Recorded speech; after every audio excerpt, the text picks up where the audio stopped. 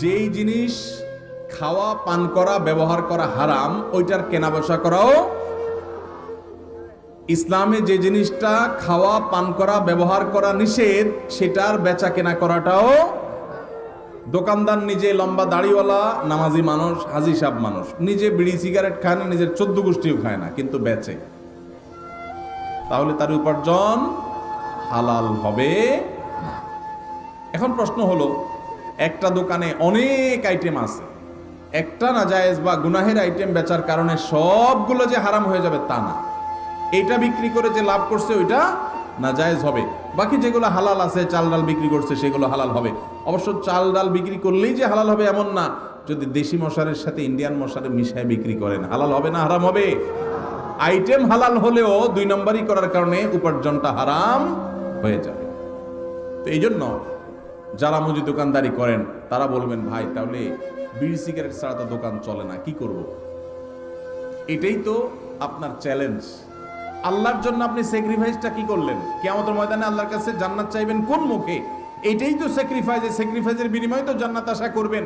আপনি আল্লাহর জন্য হারাম জিনিস বিক্রি করলেন না, দোকানে লেখা দিলেন, ভাই আমি এই যে আমাদের মুসলমানদের রক্ত চোষা যারা, তাদের জিনিস রাখি না, বিড়ি সিগারেট রাখি না, ধূমপান আইটেম রাখি না, এগুলো এই দোকানে বিক্রি করা হয় না, লেখা টাঙ্গায় দিচ্ছেন। এতে কিছু বিড়িখোর, সিগারেটখোর, গাঞ্জাখোর কাস্টমার কমবে, এতে আপনার টাকা ক্যাশে একটু কম আসবে। ওই টাকা যদি আসতো ওইটা এমনিই বরকত নষ্ট করে দিত। ওই বেবরকতি গাঞ্জাখোর আর বিড়িখোর, সিগারেটখোরের টাকা না আসলে আপনার আল্লাহ তাআলা না খাওয়ায় মারবে না ইনশাআল্লাহ। এর জন্য হিম্মত দরকার হয়, হিম্মত।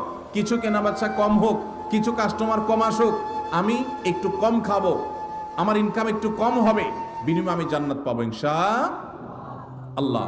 মনের শান্তি থাকবে যে আমি ক্যান্সারের আইটেম বিক্রি করে একটা মানুষকে সর্বশান্ত করার দায়ে আমি দায়ী হলাম না। দোকানদার ভাই যত সিগারেট বিক্রি করলেন,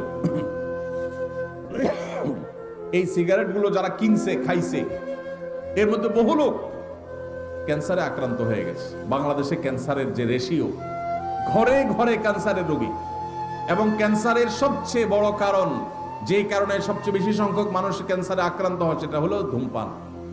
এই ধূমপান আইটেম আপনি বিক্রি করছেন, নিজে খান নাই, যে খাইছে, খাইতে খাইতে একসময় ক্যান্সার হয়েছে, জমি জমা সব বিক্রি করে সর্বশান্ত হয়ে বাচ্চাদের ইতিম করে চলে গেছে। আপনি আল্লাহর কাঠগড়ার আসামি, কারণ তার ক্যান্সার হওয়ার পিছনে আপনারও ভূমিকা আছে।